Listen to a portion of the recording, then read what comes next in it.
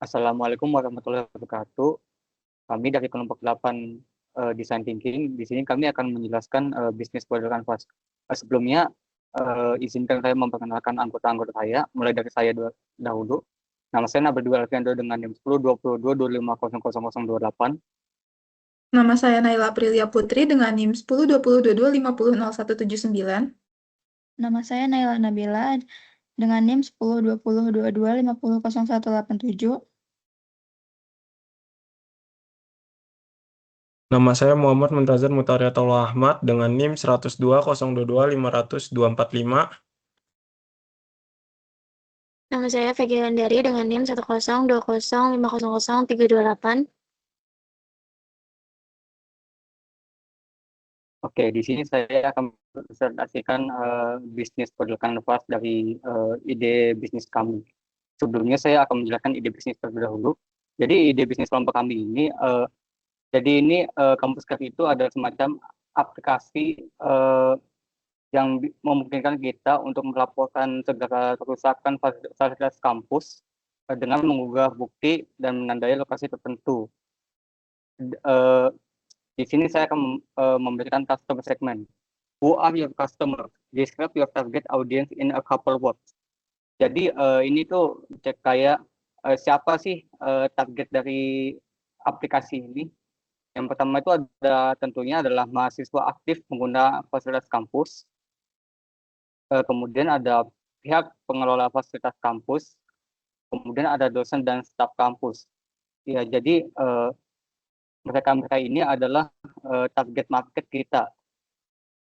Selanjutnya saya akan menjelaskan terkait key proposition. Nah, pada bagian key proposition, kami fokus pada bagaimana solusi ini bisa membuat pengalaman pengguna menjadi lebih nyaman dan bebas dari frustasi saat menghadapi fasilitas kampus yang rusak. Melalui Kampus Care, pengguna dapat melakukan pelaporan kerusakan secara cepat dan mudah tanpa proses yang rumit. Selain itu, kami juga memberikan transparansi penuh melalui fitur tracking dan update status secara real-time, sehingga pengguna tahu sejauh mana laporan mereka diproses. Kami juga memastikan pengguna mendapatkan respon yang jelas, notifikasi otomatis, serta bukti perbaikan, sehingga mereka merasa didengar dan yakin bahwa laporan mereka benar-benar ditindaklanjuti. Dengan demikian, solusi ini tidak hanya mempermudah pelaporan, tetapi juga meningkatkan kepercayaan dan kenyamanan pengguna dalam menggunakan fasilitas kampus. Selanjutnya, saya akan menjelaskan terkait channels. Nah, channels ini untuk menjangkau pengguna kami menggunakan beberapa channels yang dekat dengan aktivitas mahasiswa di lingkungan kampus. Pertama, melalui QR Code yang ditempel di setiap titik fasilitas, sehingga pengguna dapat langsung mengakses sistem pelaporan secara cepat saat menemukan kerusakan. Kedua, melalui website portal kampus yang menjadi akses utama bagi mahasiswa dan staf. Yang ketiga, kami juga memanfaatkan media sosial kampus sebagai sarana informasi dan edukasi terkait penggunaan platform ini. Kami juga menggunakan poster atau banner di area strategis kampus untuk meningkatkan awareness. Dan terakhir, sosialisasi internal kampus dilakukan agar seluruh pengguna memahami cara penggunaan dan manfaat dari sistem ini. Oke, jadi di sini saya akan menjelaskan bagian customer relationship. Jadi di bagian ini, Kampus Care itu fokus membangun hubungan yang responsif, transparan, dan berkelanjutan dengan penggunanya, yaitu mahasiswa, dosen, dan staf kampus. Yang pertama itu ada sistem feedback kepuasan. Jadi kami itu menyediakan fitur penilaian setelah perbaikan selesai. Tujuannya itu mengukur kualitas layanan, menjadi bahan evaluasi untuk peningkatan sistem. Yang kedua ada bantuan melalui admin atau customer support. Jika pengguna mengalami kendala, mereka bisa langsung menghubungi admin. Artinya ada human touch, tidak hanya sistem otomatis. Masalah bisa ditangani lebih cepat dan jelas. Yang ketiga ada notifikasi otomatis via aplikasi. Setiap ada perubahan status laporan, proses diperbaiki dan selesai, pengguna akan mendapat notifikasi. Manfaatnya yaitu pengguna tidak perlu cek manual dan meningkatkan kenyamanan dan kepercayaan. Yang keempat itu ada dashboard status laporan pribadi. Pengguna itu bisa melihat status laporan mereka, riwayat perbaikan, itu memberikan kontrol penuh ke pengguna dan pengalaman yang lebih transparan. Lalu ada yang kelima, transparansi penuh. Semua prosesnya terlihat jelas dari laporan masuk sampai selesai. Dampaknya itu mengurangi ketidakpastian dan meningkatkan kepercayaan terhadap sistem. Selanjutnya ada revenue streams. Di Campus Care itu tidak hanya sebagai sistem layanan, tapi juga punya beberapa potensi pemasukan. Yang pertama itu ada kerjasama dengan pihak kampus atau B2B. Kampus ini menjadi klien utama yang menggunakan sistem ini. Modelnya kontrak kerjasama dan pembayaran untuk penggunaan sistem. Yang kedua ada sponsorship atau partnership layanan kampus. Itu bisa bekerja sama dengan vendor IT, penyedia fasilitas. Contohnya, vendor jadi mitra resmi perbaikan, branding, atau integrasi layanan. Yang ketiga ada layanan maintenance system. Setelah sistem digunakan, kampus tetap membutuhkan perawatan sistem, update fitur. Jadi ini itu menjadi sumber pendapatan yang berulang. Yang keempat ada biaya subscription atau maintenance. Itu modelnya itu berlangganan, bulanan atau tahunan. Jadi keuntungan itu pendapatan bisa stabil atau recurring revenue dan bisa dikembangkan sesuai kebutuhan kampus. Oke. Lalu ada key activities. Apa saja aktivitas utama yang harus dilakukan agar layanan ini berjalan? Yaitu yang pertama ada pengembangan dan maintenance system. Yang aktivitas ini berkelanjutan untuk mengembangkan fitur baru, memperbaiki bug, dan memastikan sistem selalu stabil dan up to date. Yang kedua ada monitoring dan tracking perbaikan. Tim pengelola secara aktif memantau setiap laporan yang masuk dari status dilaporkan hingga selesai diperbaiki agar tidak ada laporan yang terabaikan. 3. Koordinasi dengan teknisi. Menghubungkan laporan kerusakan dari pengguna ke teknisi yang tepat, termasuk penjadwalan dan penugasan pekerjaan secara efisien. Yang keempat ada pengelolaan laporan kerusakan, proses administrasi laporan yang seperti verifikasi, kategorisasi, prioritas, hingga pengarsipan laporan yang sudah selesai. Yang kelima ada update fitur aplikasi. Secara rutin merilis pembaruan fitur berdasarkan feedback pengguna, misalnya penambahan auto detect lokasi atau fitur foto bukti perbaikan.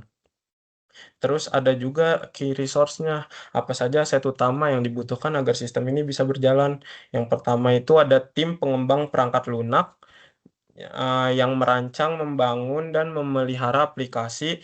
Tanpa tim ini tidak ada sistem yang bisa dibuat maupun diperbarui. Yang kedua ada data fasilitas kampus yang berisi informasi seluruh fasilitas kampus seperti lokasi, jenis, dan kondisinya. Ini adalah bahan bakar utama dari sistem pelaporan. Yang ketiga ada aplikasi mobile dan web platform antarmuka utama yang digunakan pengguna seperti mahasiswa, dosen, atau staf untuk melaporkan kerusakan.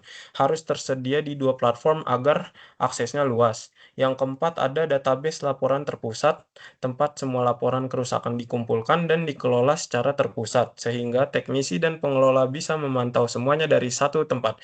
Yang kelima ada sistem notifikasi, infrastruktur yang mengirimkan notifikasi otomatis ke pengguna setiap kali status laporan mereka berubah, sehingga menjaga pengguna tetap terinformasi.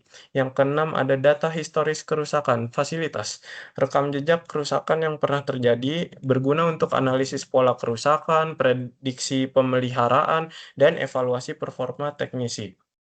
Nah, selanjutnya kita masuk ke key partnership. Jadi, key partnership adalah pihak-pihak yang membantu sistem supaya bisa berjalan dengan baik. Yang pertama ada pihak manajemen kampus. Jadi, ini memberikan izin penggunaan sistem, menyediakan kebijakan, dan menyediakan anggaran. Lalu yang kedua itu ada tim teknisi kampus. Jadi, perannya melakukan perbaikan fasilitas fisik, lalu menindaklanjuti.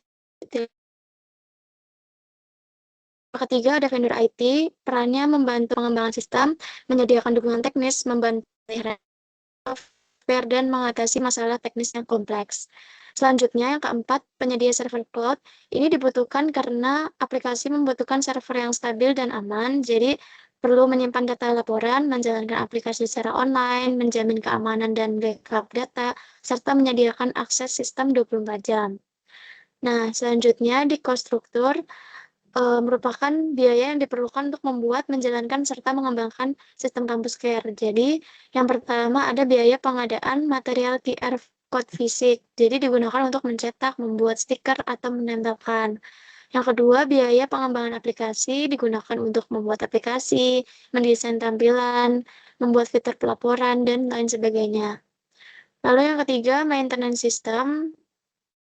Ini digunakan untuk memperbaiki bug, update keamanan, backup data, dan lain sebagainya. Yang keempat, operasional dan support biasanya digunakan untuk penggajian customer support, admin sistem, dan lain-lain. Lalu yang kelima, biaya pelatihan tim maintenance biasanya digunakan untuk melatih teknisi untuk menggunakan sistem, lalu melatih prosedur pelaporan digital. Yang keenam, ada biaya integrasi notifikasi, jadi digunakan untuk sistem notifikasi otomatis dan integrasi sistem komunikasi supaya responnya lebih cepat. Lalu yang ketujuh adalah yang terakhir, biaya pengembangan lanjutan. Jadi digunakan untuk menambahkan fitur baru, upgrade sistem, penyesuaian kebutuhan pengguna, serta kemungkinan pengembangan AI atau automation di masa depan, karena sistem harus terus berkembang. Nah, sepertinya sekian video bisnis model Canvas dari kelompok 8. Mohon maaf apabila ada kesalahan kata. Terima kasih. Wassalamualaikum warahmatullahi wabarakatuh.